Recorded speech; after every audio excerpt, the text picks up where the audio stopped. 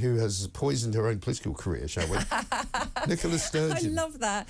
Yes. She's really infected her own mantra, hasn't she?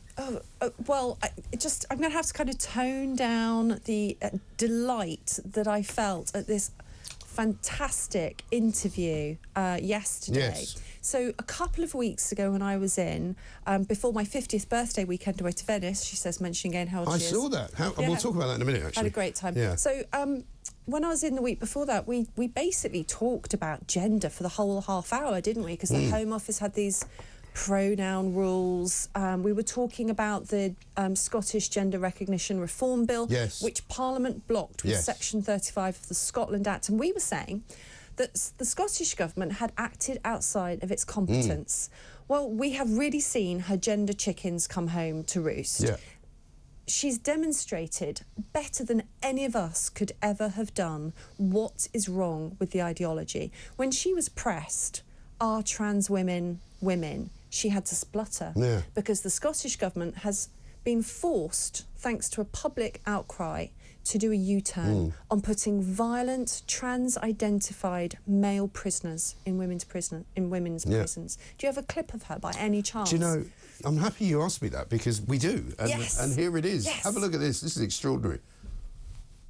My question is, are all trans women women? You haven't answered that question. Well, that's not the point that we're dealing with here. That's the question I'm asking. Trans women are women, but in the prison context, there is no automatic right for a trans woman. So there are contexts where a trans woman is not a woman?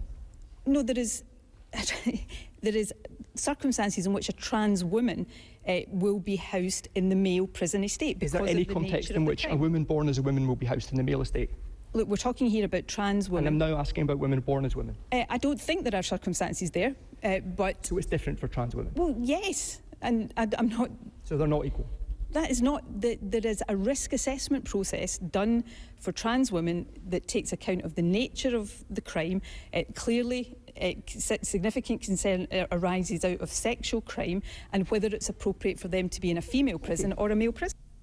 Brilliant. Brilliant. This is when being a journalist is the greatest job in the world, because when you get to pin down people like that on subjects that they have been so sure of and then realise that it all falls apart like a house of cards. Yeah, I mean, that was a masterful interview. Wasn't it?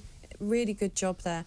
Now, I am not somebody genuinely who takes pleasure in seeing people fall over and make mistakes. I'd normally grant somebody a lot of generosity in that respect, but I have no sympathy whatsoever. In fact, I've never enjoyed somebody spluttering and stuttering so much, because she has put politicking above women, above women's rights, and she's been doing it for years. So not only did the Scottish Government act outside of its competence, but it acted way outside of common sense and compassion. Absolutely. The idea that they put men with penises who've sexually assaulted and raped women into women's prisons. You know, the mark of how civilised you are as a society is how you treat the most vulnerable. And I do not mean those trans women, in air quotes, for anyone who's listening. What I mean is the women in the prison. So they're there because they've been convicted of crimes, but there is a much higher percentage of women in prison who have been through the care system, who've been sexually assaulted, raped, had domestic abuse. You're talking about a really vulnerable group of women locked up with rapists. What were they thinking? I know. And you know what? They said, this never happens. Nobody abuses gender ID to get to women. So she really illustrated in that pitiful interview a few things that have been completely wrong with this ideology. First of all, she said you wouldn't put a trans man in a man's prison, but you'd put a trans woman in a woman's prison, showing that they're treated differently. Now, why are they treated differently? That's really interesting, isn't it? It's because they're not men and they're not women. Because they're not the same. You know, she says a trans woman is a woman, but not in the context of a prison. Yes. Well, you're either a woman or you're not. Yeah, I mean, is there any... Let me ask you this question. You know, is there any context in which you, Laura Dodsworth, can go into in which you are not a woman? No, but I don't have you're always a woman. I don't have special gender ID magic sprinkles. No. You know, but what I'm just saying a is woman. that because you're a woman, you're always a woman. You know, I feel like singing that Billy Joel song.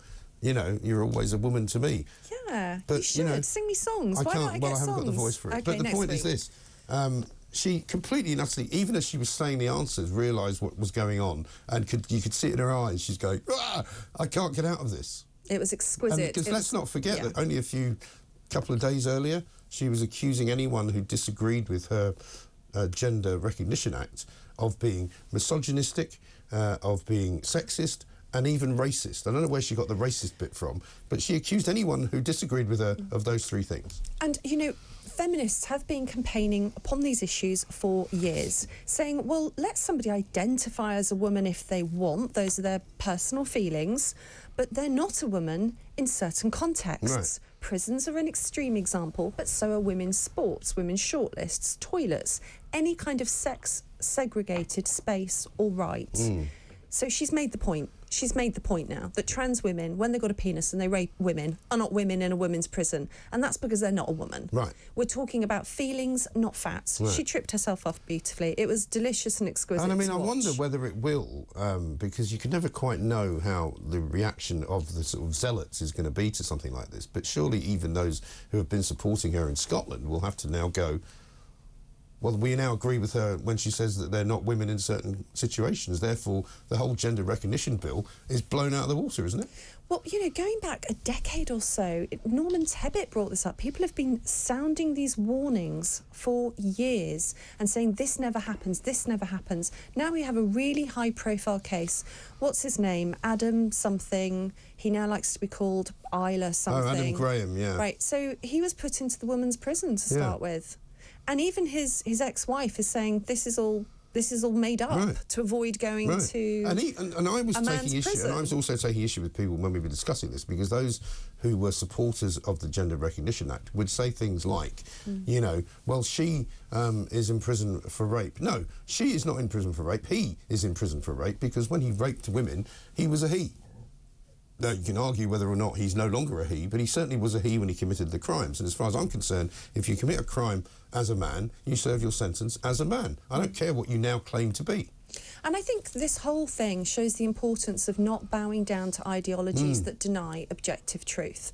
The problem with totalitarian ideologies, these crazy ideologies, isn't so much the, you know, the atrocities that happen. The idea of a rapist in a woman's prison is an atrocity.